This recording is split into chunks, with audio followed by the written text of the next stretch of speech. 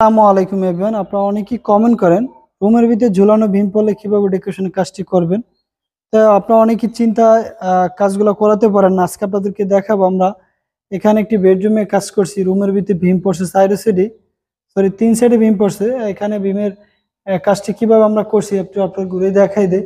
এখানেও জাস্ট এই সাইডে ভীম বাদে এই যে দেখতে পারতেন এই সাইডও ভীম প্লাস এই সাইডও ভীম।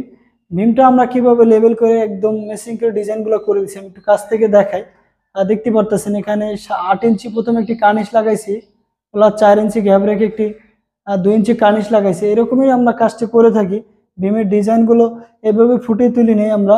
তো বিয়াস এরকমের কাজগুলো আপনারা চাইলে আমাদের দিয়ে করে নিতে পারেন। আমরা বাংলাদেশ সব জেলায় কাজটি করে থাকি। আর আমাদের ডিজাইনটি কেমন হলো অবশ্যই আপনারা কমেন্ট করে জানিয়ে দেবেন, ভিডিও শেয়ার করে সবাইকে দেখার সুযোগ করে দেবেন। এরকম নতুন নতুন কাজের ভিডিও পেতে আমাদের পেজটি লাইক দেবেন, ফলো দিয়ে সাথে থাকবেন। তো ভালো থাকবেন, সুস্থ থাকবেন। আসসালামু আলাইকুম।